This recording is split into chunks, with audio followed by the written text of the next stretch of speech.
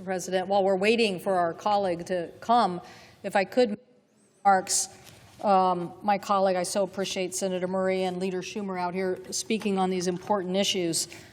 But as a committee who's thought a lot about storms lately, we're not just putting PBS at risk here, we're putting millions of Americans who depend on local media for life-saving information. And what's in this rescission request is really making sure that public broadcasters don't have that ability, at least in 20 states where they have emergency plans. So what happens is that NPR manages public radio satellite systems. They receive emergency alerts. They tell us to get out of the way. PBS operates those warning, alert, and response networks, which then transmits over 11,000 emergency alerts alone last year, a 30% increase from the previous year. So why are we talking about cutting off emergency alerts? That's 1,000 times these stations were warned to tell people that their lives were in danger. Let me explain what PBS's warning system means for American families in plain English. When emergency managers, such as someone at FEMA or the National Weather Service or local officials, hit send on a life-saving alert, it normally travels through wireless carriers' infrastructure to reach cell towers. But what happens when those cyber attacks or those infrastructures are crippled, when the fiber lines don't work or they're cut in a storm, when disaster like fire or flood or hurricane knocks them out? What happens to the communication infrastructure then? Well, that's what PBS Warn does. It fills in. PBS stations also on the radio through the airwaves, because they don't have to rely on physical infrastructure, they basically communicate to more than 340 PBS stations nationwide. These stations, running on backup generators, are built to broadcast through disasters. I mean, I think if anybody's got any history to them, they realize that there has been lots of life-saving information over the airwaves. So local infrastructure like TV receivers, local regional facilities grab that alert signal from the PBS broadcast, no internet required, and they get the information out to us.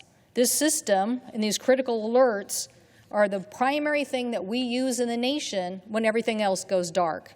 That means that every PBS transmitter becomes a backup lifetime line for emergency alerts, ensuring that warnings about tornadoes, fires, floods, and evacuations reach your cell phone in seconds. Just think about that. If you have this flood we had in Kerrville and you don't have a communication system, the PBS system is the one that sends the alerts because they've gotten it through the airwaves. This administration, and my colleagues now want to pull the plug on this.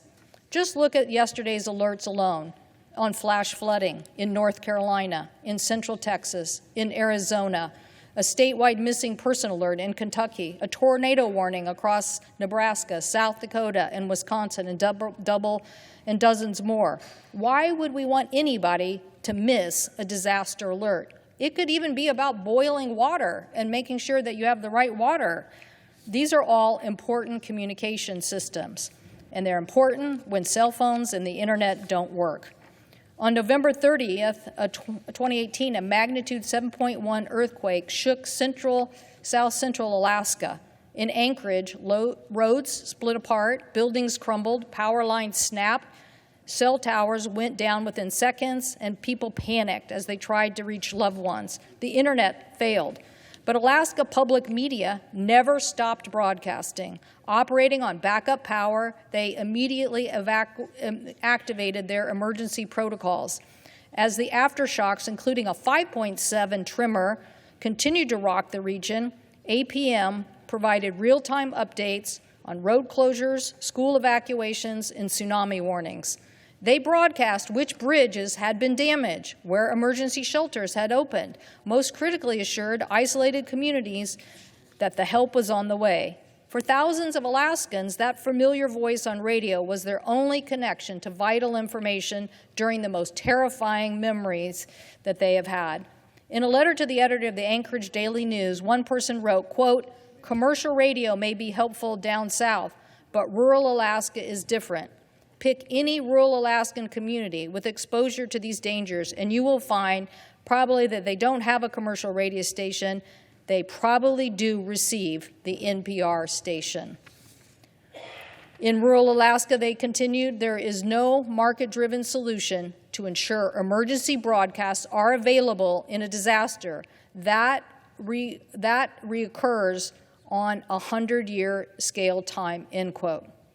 So it's not just Alaska that has this problem. Consider what happened in Kentucky during the historic tornadoes in December of 2021, when the devastating EF4 tornado carved a 160-mile path of destruction on one of the longest tornado tracks in our nation's history.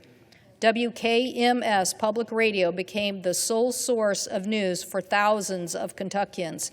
As the tornado ripped through Mayfield at 9:30, destroying the town's candle factory with 110 people stuck inside, commercial power failed across western Kentucky. And those cell towers toppled, the internet connections vanished. And WKMS kept broadcasting on a backup power, guiding search and rescue teams through darkness. It is time that my colleagues understand that, in the words of station managers, quote, in these kinds of moments, your emergency radio or your car radio is literally the only thing to have to get you life, to get you any news or a lifeline, end quote. I ask my colleagues, please do not cut off emergency broadcast funding. How could you possibly think that's a wise idea in the events that we are facing in our nation? I thank the President. I yield the floor.